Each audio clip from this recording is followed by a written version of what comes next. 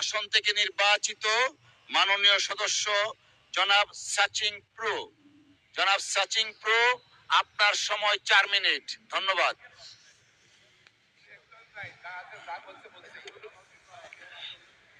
মাননীয় স্পিকার, আমাকে সুন্দর দৃষ্টিতে দেখবে, বিকজ আমার প্রনাউন্সিয়েশন বা আওয়াজ এই যে একটু কনফিউজিং বিষয়, আমার প্রবলেম আছে।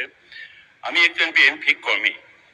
ধন্যবাদ জানাচ্ছি শহীদ রাষ্ট্রপতি জিয়া রহমানকে, পাশাপাশি মরহুমা দেশনেত্রীকে, পাশাপাশি বর্তমান সংসদ নেতা, ওনাকে ধন্যবাদ দিয়ে খাটো করতে চাচ্ছি না, বিকজ আমরা আজকে এখানে, আমি এবং এখানে মানে মন্ত্রী ট্রাইবাল, আমরা আসতে পেরেছি ডিউ টু তার ডাইনামিক ডিসিশনের জন্য আফটার লং ক্রাইসিস। বিকজ 2001 সাল থেকে 2026 সাল, সুদীর্ঘ 25 বছর পূর্বে আমার এই সংসদে আসার কথা, কিন্তু একটা ফোর পার্টি অ্যালায়েন্সের যে ক্রাইসিসের জন্য আমি পরিস্থিতির শিকার হয়েছিলাম। হাউএভার, আমি মনে করি আজকে এই মহান সংখ্যায় আসতে পারা, আমি নিজেকে ধন্যবাদ মনে করছি এবং মহান সংখ্যায় যারা আছেন আমি সবাইকে সশ্রদ্ধ সালাম জানাচ্ছি। এবং মহামান্য রাষ্ট্রপতির ভাষণ যেটা আছে, আমি শুধু ওটার ভিতরে কনসাইজ সীমাবদ্ধ থাকতে চাই। এটা দুর্ভাগ্য, আমি যেটা বই পড়লাম সেখানে খুব ছোটভাবে কয়েকটা প্যারা, is very shameful, because owner contribution health রেখে ব্যাপারে আকাশচুম্বী ওনার কন্ট্রিবিউশন। সুতরাং এর সাথে যদি বলতে চাই, ইতিহাস কথা বলে।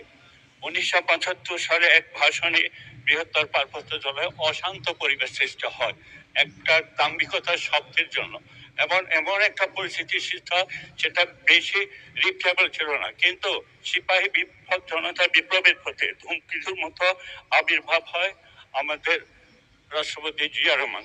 এবং উনি আসার পরে যে কথাটা, তখন যে ক্রাইসিস ছিল, তখন আমার মামা বুদ্ধিজীবী উনি বলতেন আমাকে, Jerry we are going to be stranger in our homeland, ওটা বলতেন উনি। কিন্তু ওই যে আসার পরে উনি ফার্স্ট যে সমস্ত ডিক্লারেশন দিয়েছেন সেটা হচ্ছে, আপনারা জানেন, আমরা বাংলাদেশি, অর্থাৎ বাংলাদেশের সকল জাতিসত্তাকে উনি স্বীকার করেছেন এবং স্বীকৃতি দিয়েছেন। এটা হচ্ছে চরম প্রাপ্তি।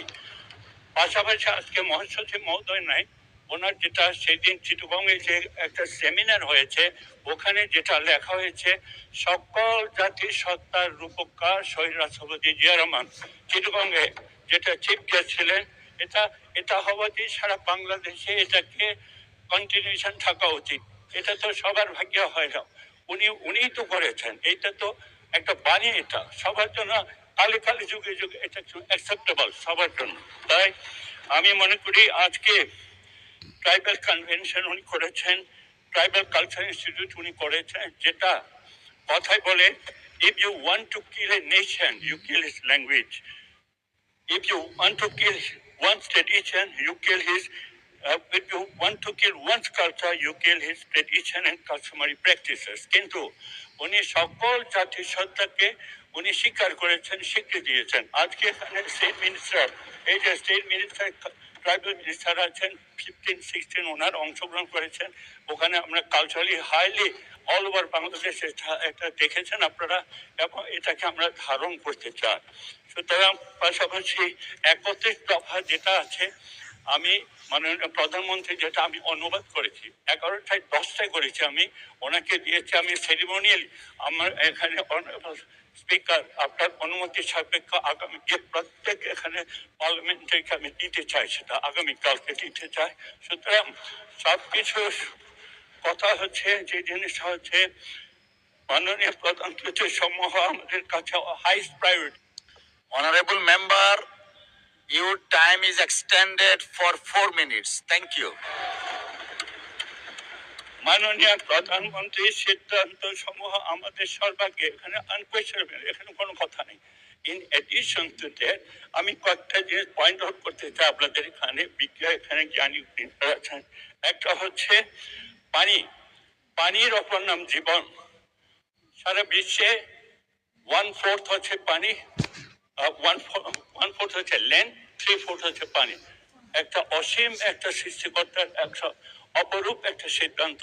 সুতরাং হিলফ্লেক্সে বান্দরবন শুধু না, হিলফ্লেক্স যদি বলেন, পানির যে ক্রাইসিস দিন দিন হচ্ছে, আমরা হয়তো 2-3 মিলিয়ন মানুষ আছি, নিচে যারা আছেন, আমার চিটাগং ডিস্ট্রিক্ট, আমার মাননীয় এখানে স্বরাষ্ট্র মন্ত্রী মহোদয় আছেন, ওনার অংশ এবং নোয়াখালী কিছু অংশ মিলে সাম ক্রোর পিপল আছে। যদি পানি দিন দিন কমতে থাকে তাহলে কি হবে?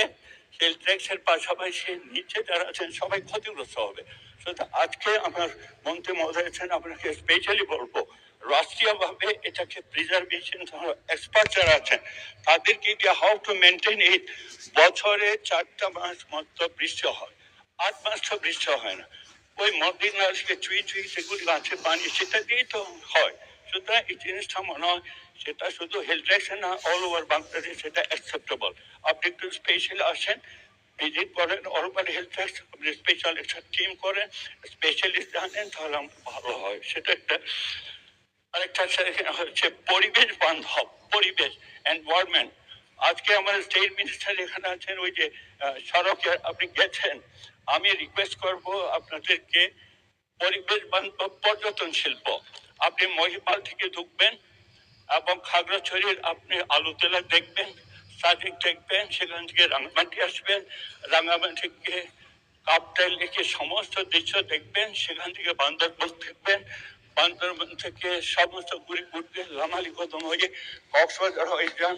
এই রোডটা যদি ডেভেলপ করেন, পর্যটন বান্ধব 1.1 অঞ্চল সারা বাংলাদেশের জন্য একটা সম্পদ হবে এবং মহামিলন হবে সবার মধ্যে। তাহলে এটা সম্প্রীতির বন্ধন আরো বেশি মেলবন্ধন স্ট্রেংথেন হবে। তাহলে জীবন জীবিকা সমস্ত কিছু একটা ডেভেলপমেন্ট আসবে। এই জিনিসটা একটু ফেলে। আরেকটা হচ্ছে